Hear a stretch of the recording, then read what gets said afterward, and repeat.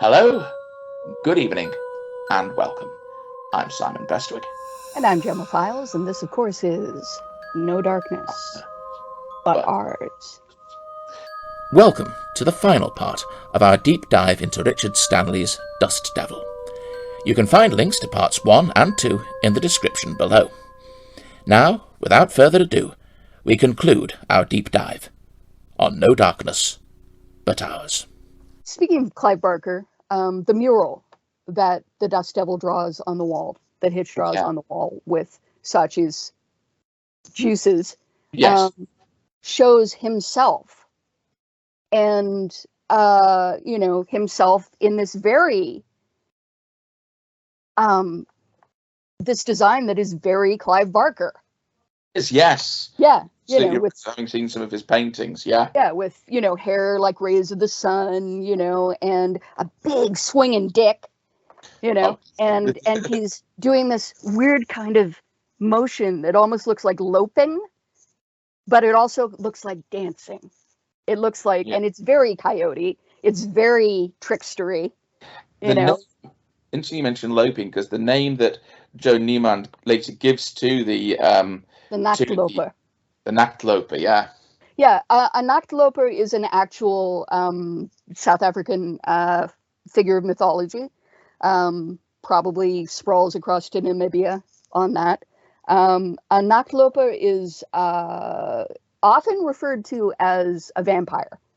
Right. Like it's a type of vampire. And Nachtloper, of course, means to travel by night. Yeah. But also, I believe he is identified as a black magician who gathers much like a skinwalker in that mythology.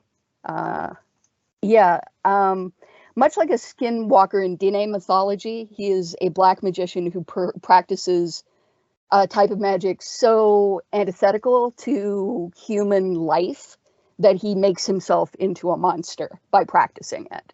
Yeah. A skinwalker will, a skinwalker will intentionally have sex with his children. A skinwalker will, dig up his ancestors' bones and make stuff out of them. Everything he does is heretical. Everything he does makes him into an enemy. Yeah. And I think that a Nachtloper is very much like that.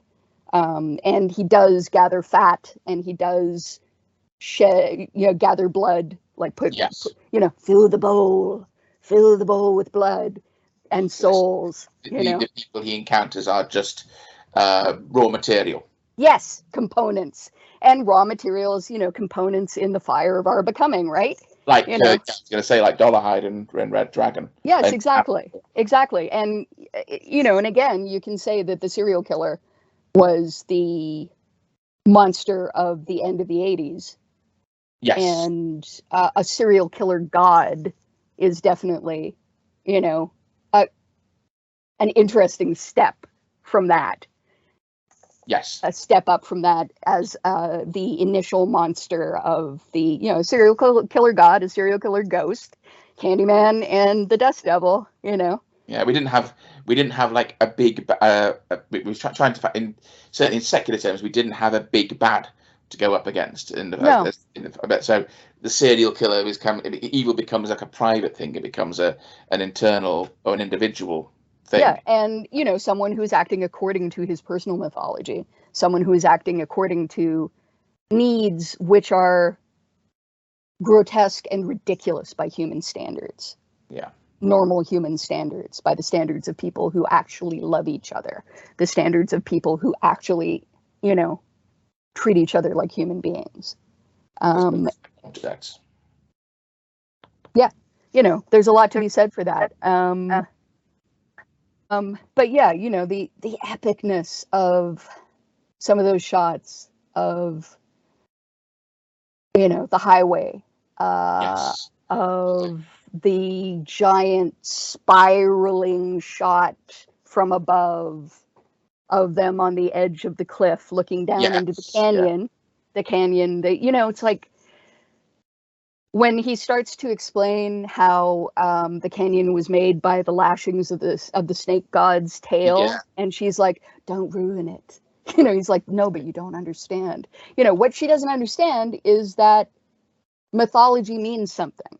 What she doesn't understand, because she has no faith, and because, she's essentially, a housewife from Pretoria who, at one point had pretensions to be something more, and still has that possibility in her, but she's an utterly material person. She's an utterly practical person. And when she says, no, don't spoil it, and when she's just like, he's fucking talking about a wind inside his soul driving him from place to place, it's like, I'll just hug him. She's acting like a person. She's acting like a human being. And he's saying, no, you have to understand, mythology means something, because I am literally a mythological creature stuck inside of a human being. I'm wearing a person suit. I am not a person. Yeah, and she doesn't get that. Not until considerably later in the game. Yeah, exactly. And something that I heard a lot when people used to talk about Dust Devil, if they talked about it at all, and certainly what I heard when people talked about stuff like Candyman, was the word pretentious. There's a certain pretentiousness about it. It's like, oh, because it wants to make an impact, and it's saying that the things that it talks about are real things that matter. Yeah. So I guess so. Yeah. If we're gonna, it's like, oh, are we gonna pretend that ghosts exist? Yes, motherfucker, we're gonna pretend that ghosts exist. Of course we are. That's the point. That is the point of that action. It's like, it's a film that's trying to say something, and it's a film that's trying to say something that is in many ways antithetical to the mainstream values of the time. Yes. And is very uncomfortable what it's saying to people who live by and have internalized those values. And so it's when art is making people feel uncomfortable, a lot of people will take any opportunity they can to disassociate themselves from it, by laughing at it. But if all else fails, you can call it pretentious. Yeah, absolutely. And listen, I understand that. I understand that impulse. And actually, that impulse is really understandable if you're living in a war zone or on the edge of a war zone. If you're living under, if you're living under the knowledge that, not only are you there by, an accident of colonialism, and you're not supposed to be there, but you have done horrifying things to be there and to stay there. Yes. It's like, there is I could get into trouble by saying that I wonder whether there is a little of that in places like Israel, a little of that in places like, who knows, all sorts of places, there is something about the dismissiveness of, well, that's the way it goes. It's like, that's how it is. It's like, you can't change it. It's like, but is that true? It's like, because the back end of Supoi's inability to accept anything, and how human a quality that is, how actually human a quality is that it's so human a quality because it is imagination. Imagination is where we say to ourselves, well, that's the way it is. You can't change it. Well, wait a minute. Maybe we could. Maybe we actually could change that. Maybe we actually, it's like, yeah, obviously, if you go too far in one direction, you grow wings and fly by mischance and you're fucked. for the rest of eternity. But what's really a lot easier is to say, well, maybe we're not going to kill today. Maybe we're not going to treat people like shit. Maybe we're not going to pretend that more melanin in your skin means anything except that you have more melanin in your skin and are therefore a better fit for this particular locale than people from Holland. Yes. Holland and Germany. But yeah, when you've got it, I mean, when you have an unjust system, and this, you get this in a lot of cultures that have been formed out of colonialism, then you need to find a way to rationalize it, and so you will have that mentality of, well, these people are savages, these people are lesser, these people are other.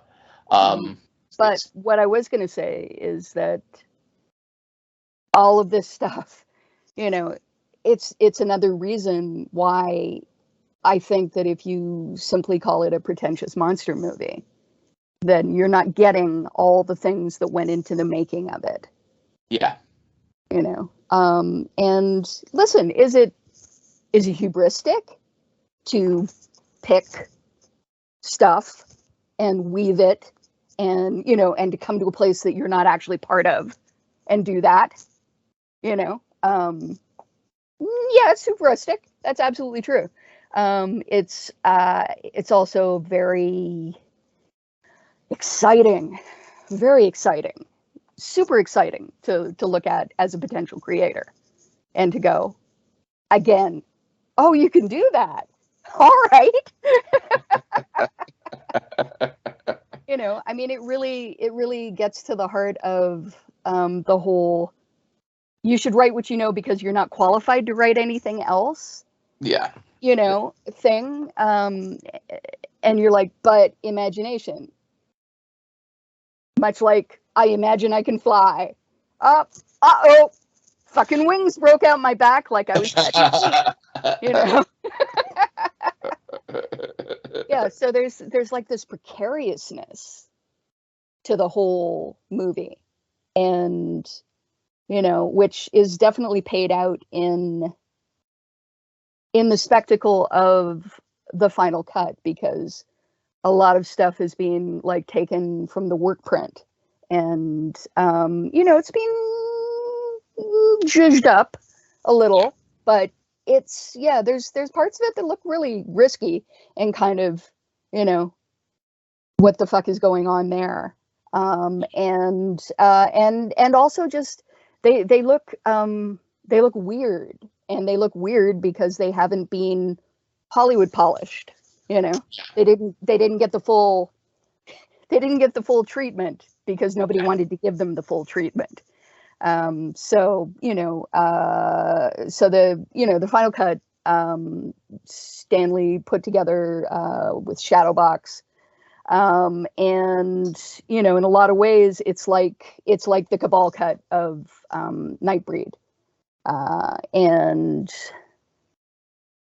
where and there too you can see moving from the work print to the final print, and there is something about watching someone recut something years and years after the fact. I mean, you're not going to get it if you didn't see the original, I guess, which is where I drift into, I'm an old lady, but nevertheless, there's something about seeing something recut by the person who had it taken away and recut on him, and it adds a sort of weird veracity to it, a sort of odd, is it truth? No, of course it's not truth, it's fiction, but there is a kind of historical stamp to it, and adds to, for me at least, to the fascination of the entire piece. It's something that I will need to. I will have to go back and watch again and again, I think, and we'll find more each time. I probably need to give Hardware another another spin. I haven't given that a go. I remember liking Hardware a lot when I apparently I was sitting next to Liam Neeson the entire time. And I didn't notice because I was watching the movie so hard. Because Liam Neeson was involved with the main character from Hardware at the time. Stacey Travis, yeah. Liam Neeson was involved with Stacey Travis, and I went to see it at the Toronto International Film Festival. Midnight Madness. And I was like, sitting there going, this is what you want. This is what you get. This is what you want. This is what you get. And just not noticing that fucking Liam Neeson was sitting next to me. Oh, that was fucking brilliant. Yeah, the entire time, and then later my boyfriend told me that.